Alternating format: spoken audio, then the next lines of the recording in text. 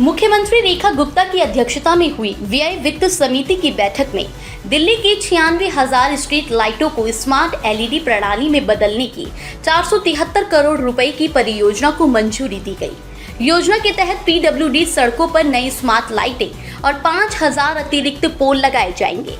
सरकार का लक्ष्य दिवाली तक राजधानी को डार्क स्पॉट मुक्त बनाना है। स्मार्ट कंट्रोल सेंटर से निगरानी होगी और हर साल करीब 25 करोड़ रुपए बिजली बचत का दावा किया गया है। एमसीडी ने जन विश्वास प्रावधान संशोधन अधिनियम के तहत नई प्रशासनिक व्यवस्था लागू कर दी है। इसके तहत अब छोटे तकनीकी और प्रक्रियात्मक उल्लंघनों के मामलों में लंबी कानूनी प्रक्रिया के बजाय प्रशासनिक स्तर पर सुनवाई कर आर्थिक दंड लगाया जा सकेगा। एमसीडी ने विभिन्न विभागों और सभी जोनों में एडजुडिकेटिंग ऑफिसर और अपीलीय प्राधिकरण नियुक्त किए हैं। दिल्ली सरकार ने युवाओं की छिपी प्रतिभाओं को सामने लाने के उद्देश्य से दिल्ली टैलेंट हंट योजना शुरू की है। इस योजना को सपनों की उड़ान नाम दिया गया है। योजना के तहत राजधानी के सभी 70 विधानसभा क्षेत्रों से युवाओं को अपनी प्रतिभा दिखाने का मौका मिलेगा। पश्चिम एशिया में जारी युद्ध के बीच ईंधन बचत को लेकर प्रधानमंत्री नरेंद्र मोदी की अपील के बाद दिल्ली ने मेरा देश मेरा योगदान अभियान के तहत बुधवार को पहला वर्क फ्रॉम होम किया। इसके तहत मुख्यमंत्री रेखा गुप्ता और सरकार के ज्यादातर मंत्रियों ने घर से ही काम किया। ईरान युद्ध के चलते पैदा हुए वैश्विक तेल संकट और प्रधानमंत्री की ईंधन बचत अपील के बाद दिल्ली सरकार के सरकारी कार्यालयों में वर्क फ्रॉम होम व्यवस्था लागू करने का फैसला एमसीडी में पूरी तरह नदारद दिखाई दिया। एमसीडी की ओर से एडवाइजरी जारी होने के बावजूद बुधवार को एमसीडी के किसी भी विभाग में वर्क फ्रॉम होम लागू नहीं किया गया। राजधानी दिल्ली में भीषण गर्मी के बीच आम आदमी पार्टी के राष्ट्रीय संयोजक ने बिजली कटौती को लेकर भाजपा सरकार पर तीखा हमला बोला है। उन्होंने आरोप लगाया कि 45 डिग्री तापमान में दिल्ली वासी बिजली संकट से जूझ रही हैं, जबकि सरकार स्थिति संभालने में पूरी तरह नाकाम साबित हो रही है।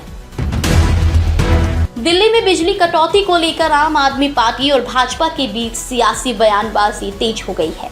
वीरेंद्र सचदेवा ने पूर्व मुख्यमंत्री अरविंद केजरीवाल के बिजली संकट संबंधी दावों को पूरी तरह झूठ करार दिया है। प्रदेश कांग्रेस के अध्यक्ष देवेंद्र यादव ने लगातार बढ़ती महंगाई और रिकॉर्ड स्तर की बेरोजगारी को लेकर केंद्र सरकार को घेरा है। उन्होंने आरोप लगाया कि केंद्र सरकार युद्ध और आर्थिक संकट का हवाला देकर पेट्रोल, डीजल, सीएनजी और रसोई गैस की कीमतों में लगातार बढ़ोतरी कर रही है। दिल्ली हाई कोर्ट ने आप नेता अरविंद केजरीवाल, मनीष सिसोदिया और दुर्गेश पाठक को चुनाव लड़ने से अयोग्य घोषित करने की मांग वाली याचिका खारिज की। याचिका में कहा गया था कि आप नेताओं ने सुनवाई में हिस्सा लेने से इनकार कर जस्टिस स्वर्णकांता शर्मा को बदनाम करने की कोशिश की। दिल्ली में बुधवार को अधिकतम तापमान 44 डिग्री सेल्सियस से 46 डिग्री सेल्सियस के बीच दर्ज किया गया, जबकि न्यूनतम तापमान 26 डिग्री सेल्सियस से 28 डिग्री सेल्सियस के आसपास रहा। कुछ हिस्सों में पारा 46.5 डिग्री सेल्सियस तक भी पहुंच गया था, जिसके कारण मौसम विभाग ने भीषण लू का ऑरेंज अलर्ट भी जारी किया।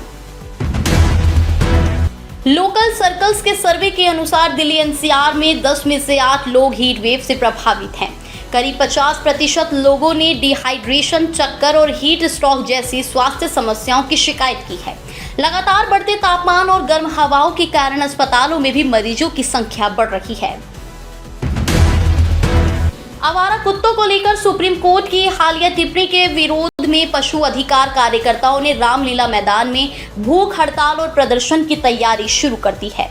कार्यकर्ताओं का कहना है कि कुत्तों के प्रति मानवीय दृष्टिकोण अपनाया जाना चाहिए। दूसरी ओर कई आरडब्ल्यूए संगठनों ने अदालत की टिप्पणी का स्वागत करते हुए इसे लोगों की सुरक्षा के लिए जरूरी बताया है।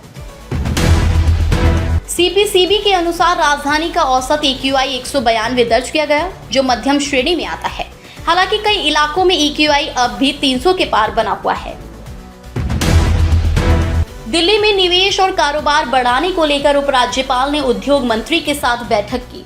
बैठक में द्वारका क्षेत्र में निवेश की संभावनाओं और उद्योग विस्तार पर चर्चा हुई। कारोबार को आसान बनाने और आर्थिक विकास तेज करने के उपायों पर भी मंथन किया गया। सरकार निवेशकों के लिए नई सुविधाएं देने की तैयारी कर रही है।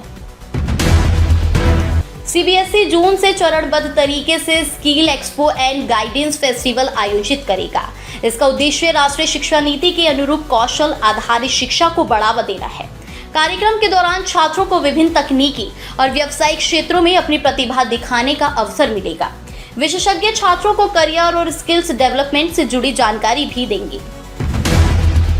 दिल्ली पुलिस की वेस्ट डिस्ट्रिक्ट साइबर टीम ने देश भर में फैले बड़े साइबर फ्रॉड नेटवर्क का पर्दाफाश किया है। अप्रैल 2026 में चलाए गए ऑपरेशन के दौरान 35 आरोपियों को गिरफ्तार किया गया, जबकि 54 लोगों को बाउंड डाउन किया गया। जांच में करीब 40 करोड़ रुपए की ठगी, fake dating club, digital arrest और म्यूल अकाउंट जैसे कई साइबर रैकेट सामने आए हैं। जीटीबी एनक्लेव क्षेत्र में एक फ्लैट में स्प्लिट एसी फट गया। एसी फटने से घर में भीषण आग लग गई। हादसे के दौरान घर में 3 लोग मौजूद थे, उन्होंने भागकर जान बचाई। मंगलवार को ही एसी में गैस भरवाई गई थी। दिल्ली की एक अदालत में वकीलों के बीच हुए विवाद के बाद एक वकील के चैम्बर में आग लगा दी गई। आग से चैम्बर पूरी तरह जल गया। घटना के बाद अदालत परिसर में अफरा तफरी का माहौल बन गया। वहीं पुलिस ने मामला दर्ज कर जांच शुरू कर दी है।